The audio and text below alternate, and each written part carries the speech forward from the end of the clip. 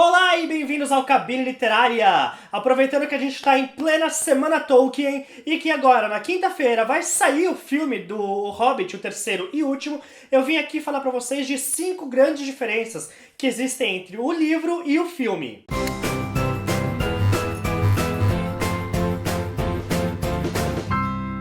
Sempre que tem um vídeo meu falando de crítica de filmes, eu sou bastante pesado quando eu falo pra vocês que um filme é um filme e um livro é um livro e você não tem que se basear totalmente no livro pra poder julgar o filme, e sim julgar o filme por ele mesmo. Mas isso não significa que eu não possa falar pra vocês de algumas diferenças que eu notei que existe entre o livro e o filme, beleza? Então vamos lá. Número 1 é que no livro não existe o Sauron como existe durante o filme. O que acontece é, quando o Tolkien escreveu o Hobbit, a história do Senhor dos Anéis não estava nem sendo planejada ainda.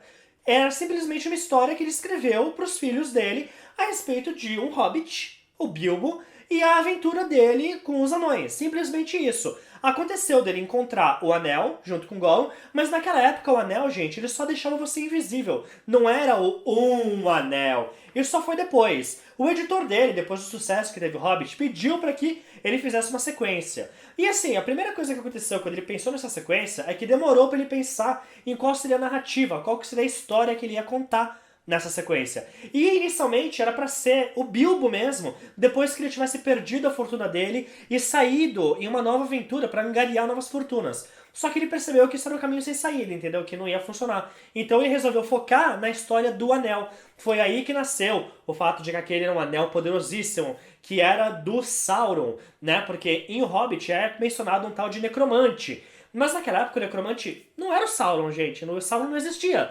Então foi criado Sauron a partir disso e criou-se a história do Senhor dos Anéis, entendeu? Então no filme você vai ver o Sauron, mas no livro ele não tá lá. A segunda diferença é que no livro a participação dos elfos é muito menor. Vamos começar que o Thranduil, que é o rei dos elfos lá, se não me engano, ele não tem nome em Hobbit, ele é conhecido como Rei dos Elfos.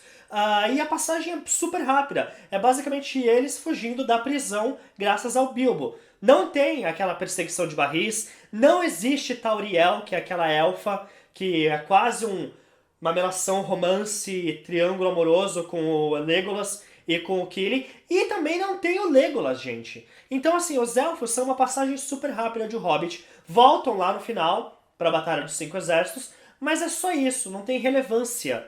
E no filme eles deram, obviamente, uma grande relevância para os elfos. Criaram elfos novos, voltaram com o Legolas. Então é tudo na base de vamos colocar o personagem que a galera conhece para fazer uma ponte ainda maior com o Senhor dos Anéis. Terceira diferença é que nos filmes você tem aquele orc branco, o tal de Azog, o The Defiler, esqueci qual é o nome dele em português, que tem aquela rixa com o Thorin.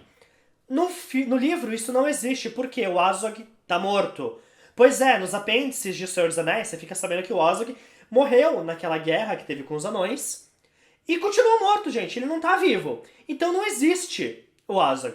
Então toda essa rixa, esse vilão secundário que ele se tornou no filme, foi só uma forma de você dar um pouquinho mais de ação para um filme, principalmente o primeiro, que seria basicamente uma jornada e não uma coisa mais de ação. Número 4, a mesma coisa acontece com o Radagast, o marrom, aquele mago com cocô de passarinho na cabeça. Pois é, ele também não existe no livro, gente, porque até aí ele não tinha essa coisa dos 5 magos, entendeu?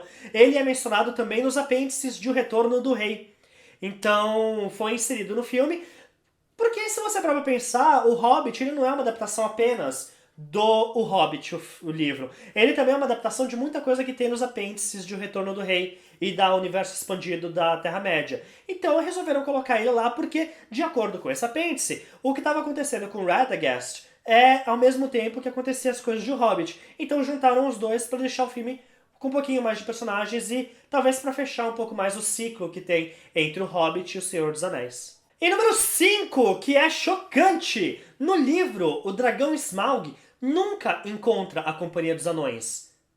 Pois é, ele encontra apenas o Bilbo. O Bilbo usa de astúcia e de lábia para tentar enganar o dragão lá no meio de todo o ouro.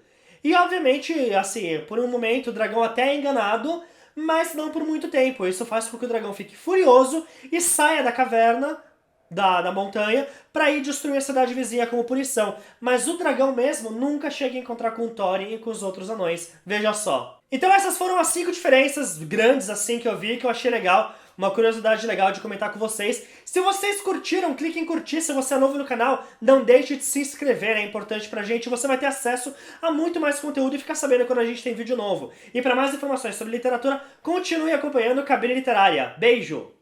O prêmio da vez é 2, não 1, 2 leves, que é o leitor digital da Saraiva, que eu já fiz um vídeo, inclusive, falando a respeito, pra vocês saberem quais são as funcionalidades. Exatamente. Mas não é apenas os 2 leves, ok? Cada leve já vai estar carregado com 55 livros